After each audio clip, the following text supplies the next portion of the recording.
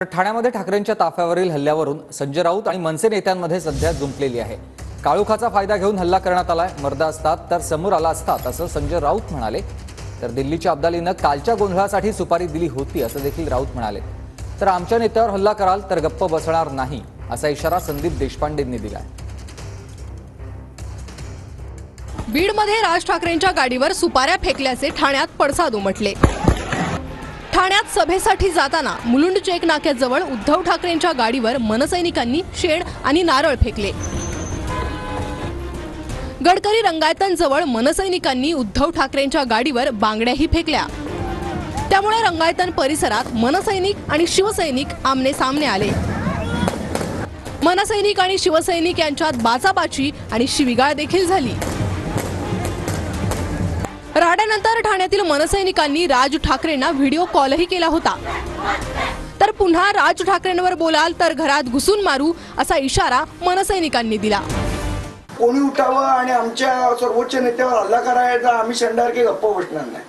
तुमच्याकडे बाळासाहेबांचे विचार आहेत, आमच्याकडे बाळासाहेबांचे विचार आहेत। तुम्ही आरे केलं तर आम्ही कार्य करणार। आपण जेव्हा पहिली एखादी गोष्ट सुरुवात करतो तेव्हा सगळ्या गोष्टींचा विचार करून करायची असते।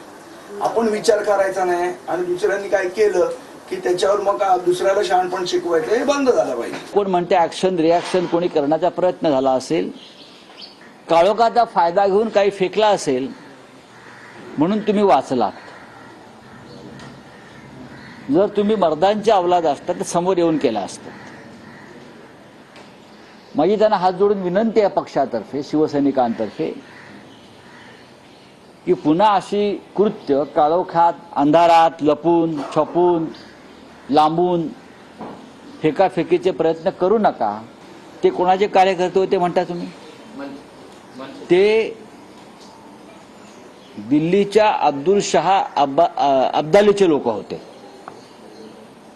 अब्दुल शहा अहमद शाह अब्दालीनं महाराष्ट्रामध्ये गोंधळ निर्माण करण्यासाठी ज्या सुपाऱ्या दिलेल्या आहेत त्यातली ती एक सुपारी होती। आता सुपारीचं उत्तर मी काल नारळाने दिलंय। मला वाटतं की त्यांना अजून कुठली सुपारी हवी असेल तर द्यायला तयार होता मी।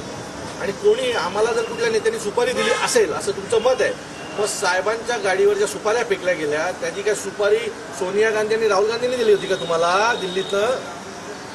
ते पण जाहीर करा की ती सुपारी का, त्या सुपाऱ्या का फेकण्यात आल्या, कोणी आदेश दिले? कोणीतरी आदेश दिले ना तुमच्या नेत्यांनी। थांबा जरा 2 महिने, मग तुम्हाला ऍक्शन रिॲक्शन काय ते कळेल।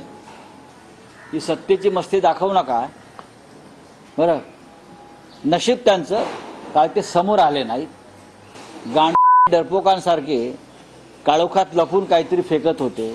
जर समोर असते तर त्यांना शिवसैनिक काय आहे आणि महाराष्ट्र काय आहे हे दिसलं असतं। अरे आणि डरपोक तुम्ही, गेटवर 400 महाराष्ट्र सैनिक आहेत, तुम्हाला शिव्या देत आहेत, आमची महिला सेना तुमच्या पाठी धावतीये आणि तुम्ही वर लपून बसलात।